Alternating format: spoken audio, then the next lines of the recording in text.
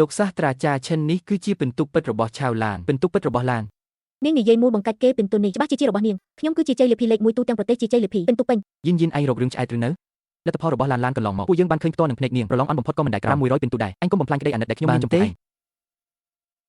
ក្តីអាណិតរបស់លោកវាជារបស់ដែលមិនមានតាំងពីដើមតើមានអ្វីដែរគួរឲ្យខ្ញុំបំផ្លាញទៅយិននាងក្មេងរមៀលគុណអញចង់នៅធ្វើឲ្យអាម៉ាស់ដល់ពេលណាទៀតឆាប់រមៀលក្បាលទៅបន្ទប់ដាក់អីវ៉ាន់របស់ឯងស្ញាប់មកទៅ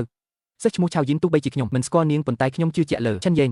រឿងនេះត្រូវការពេលវេលាដើម្បីស៊ើបអង្កេតខ្ញុំកំពុងប្រញាប់ទៅរកមនុស្សចាំខ្ញុំស៊ើបច្បាស់ហើយខ្ញុំនឹងជូនដំណឹងទៅពួកនាងហេតុអ្វីបានជាពិន្ទុនេះបែរជាខ្លាយជារបស់ឆាវយិនទៅវិញខ្ញុំដាច់ខាតមិនអាចឲ្យប៉ានឹងបងប្រុសឈិនយេនដឹងថាឆាវយិនគឺជាជ័យលាភីលេខ1នោះទេចង់កំតិចភូតាំងឬ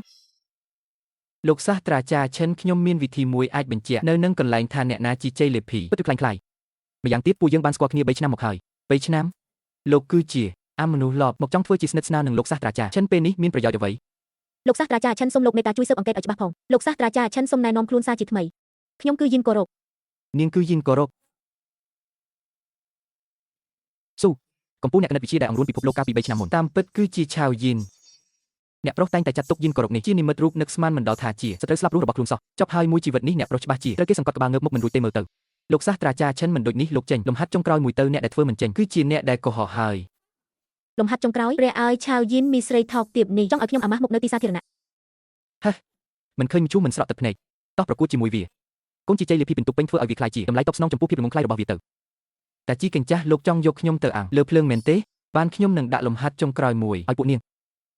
សិស្សឆាវយិនសិស្សឡានដើម្បីយុទ្ធធម៌នេះគឺជាលំហាត់តែមួយនរណាដោះស្រាយចេញអ្នកនោះមានពាក្យពិតគួរឲ្យជឿជាក់នេះគឺជាសមត្ថកម្ម Go Back ជាលំហាត់ពិបាកបំផុតក្នុងលោកមើលទៅលោកសាស្ត្រាចារ្យឈិនមិនមែនកំពុងសាកល្បងថាអ្នកណាជាជ័យលាភីទេគឺកំពុងសាកល្បងថាឆាវយិនពិតជាយិនកូរ៉ុកមែនឬអត់ពួកគេកំពុងនិយាយពីអ្វីហ្នឹងសមត្ថកម្មរបស់អ្នកណាតាក់ទងនឹងរឿងថ្ងៃនេះដែរឬយិនចាប់ផ្ដើមដោះស្រាយលំហាត់ហើយលឿនជាងឡានទៀតសិស្សពូកែពិតប្រាកដគេត្រូវការមើលលំហាត់ហើយគិតសិនលបឿនបែបនាងនោះគ្រាន់តែមើលក៏ដឹងថាមិនបានប្រាគូក្បាលដែរ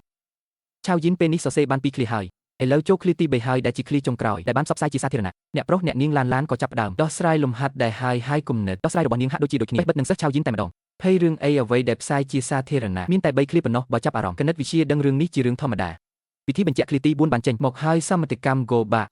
សរុបមាន9ឃ្លាបច្ចុប្បន្ននៅមិនទាន់មាននរណាអាចដោះស្រាយដល់ឃ្លាទី4ទេជំហានដោះស្រាយរបស់យិននិងឡានគឺដូចគ្នាបេះបិទតើយិនក៏ជាសិស្សពូកែដូចឡានដែរមែនទេមិនប្រកាសទេអាសត្វត្រីឆាននេះអាចជាត្រៀមចម្លើយទុកមុនក៏ថាបានចប់ហើយអ្នកប្រុសឬមួយអ្នកនាងឡានគឺជាជ័យលាភីពិន្ទុពេញពិតមែនត្រកូលលូពួកយើងមិនខ្សែធនពិតមែនទេដឹងអ្នកប្រុសអាចដកពាក្យដែលនិយាយមកវិញបានទេអាល្ងងឯងមើលមិនដឹងទេថាមានបញ្ហាឆាវយិនស្មានថាម្ដងនេះពិតជាត្រូវនាងធ្វើបាបងាប់ហើយនឹកស្មានមិនដល់សំបីតែមេឃក៏នៅខាងខ្ញុំដែរឈិនហួថាវនេះមិនមែនជាលោកសាស្ត្រាចារ្យឈិនដែលផ្ដល់រង្វាន់ដល់ជ័យលាភីរាល់ឆ្នាំទេមើលឯកសាររបស់គាត់មើលមានស្អីខ្លះក្រែងលោគាត់សួរភ្លាមខ្ញុំអាចឆ្លើយតបគាត់បាន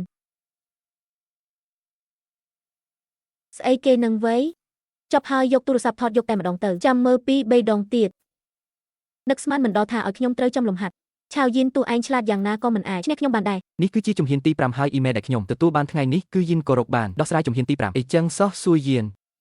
កុំបារម្ភអីអ្នកប្រុសខ្ញុំមិនជឿរឿងអបិយជំនឿទេត្រកូលលូមិនអាចខ្សែធនបានទេអញទៅឆែកមើលកាមេរ៉ាសុវត្ថិភាពនៅកន្លែងលាងដៃទាំងអស់យកវីដេអូមកឲ្យខ្ញុំឆាប់ទៅឬមួយជំហានទី5គឺជាកម្រិតរបស់មនុស្សលោកហើយនេះជាកម្រិតរបស់មនុស្សលោកប៉ុន្តែមិនមែនជាកម្រិតរបស់ពួកយើងទេគំនិតដោះស្រាយលំហាត់របស់យិននិងឡានគឺដូចគ្នាបេះបិទហេតុអ្វីចៃដន្យម្លេះច្បាស់ជាឆាវយិនលួចចម្លងចម្លើយរបស់ឡានហើយត្រូវហើយមីក្មេងនេះតាំងពីតូចមកដៃជើងមិនស្អាតស្អំស្រាប់ហើយច្បាស់ជាវាលួចចម្លងចម្លើយឡានមិនខានមានរឿងអីឬមួយបងប្អូនស្រីទាំងពីរនាក់នេះមកពីគ្រួសារតែមួយសុទ្ធតែជាមនុស្សពូកែទាំងពីរលោកសាស្ត្រាចារ្យឈិនខ្ញុំបានដោះស្រាយចេញនៅគ្រប់ជំហានទាំងអស់ហើយលំហាត់ចុងក្រោយនេះគឺជាឃ្លាទី5នៃសមត្ថកម្ម Go Back ខ្ញុំគិតថានៅលើโลกនេះប្រហែលមានតែខ្ញុំទេដែលអាចដោះស្រាយឃ្លាទី5បានពេញលេញបងស្រីកុំត្រដកខ្យល់អីនៅលើโลกនេះមានតែខ្ញុំទេដែលអាចសរសេរឃ្លាទី5មួយបានឆាវយិនកុំបារម្ភខ្ញុំនៅពីក្រោយនាងអ្នកប្រុសខ្ញុំរកឃើញកាមេរ៉ាហើយពិតជាមានបញ្ហាមែនខ្ញុំមិនអាចចាញ់ទេខ្ញុំមិនអាចឈប់បានទេខ្ញុំមិនអាចឈប់បានទេអីចឹងមិនបាច់ប្រឹងទៀតទេនេះគឺជាឃ្លាទី5មួយសិស្សឆាវយិនដោះស្រាយឃ្លាទី5មួយបានហើយនាងបានបំបីកម្រិតគណិតវិទ្យារបស់មនុស្សលោកហើយបងស្រីបងពិតជាលេខ1រហូតមែនចប់ហើយគាត់កំពុងធ្វើស្អីហ្នឹងនេះសរសេរស្អីហ្នឹងមិនក៏ខ្ញុំមើលមិនយល់បីមួយតួអីចឹងខ្ញុំដោះស្រាយចេញហើយទីបំផុតខ្ញុំដោះស្រាយចេញហើយឆាវកូរ៉ុក ទាំង9ឃ្លាដោះស្រាយចេញទាំងអស់នេះគឺជាដំណើរការទាំងស្រុងនៃសមត្ថកម្ម Go បាក់នាងពិតជាទេពកោសល្យដែលអង្រួនពិភពលោកកាលពី3ឆ្នាំមុនមែនទេពកោសល្យយីនគោរពនេះគឺជាជ័យជំនះបដិវត្តន៍ក្នុងប្រវត្តិសាស្ត្រគណិតវិទ្យារបស់មនុស្សលោក មិននឹងអាចទៅរួចយីនអាចដោះស្រាយលំហាត់គណិតវិទ្យាដែលពិបាកបំផុតទាំង10លោក លោកសាស្ត្រាចារ្យឈិនវាមិនអាចទៅរួចទេឆាវយីនគឺជាសិស្សអន់គុំថាឡើយកំពូលលំហាត់គណិតវិទ្យាទាំង10នេះសូម្បីតែបុកដកគុណចែកលេខ3ខ្ទង់ក៏មិនប្រកាសថានាងធ្វើចេញផងចម្លើយនេះចម្លងពីឡានមិនខានលោកឆាវលំហាត់គណិតវិទ្យាលោកមើលមិនយល់ចុះរាប់លេខលោកមិនចេះរាប់ទេ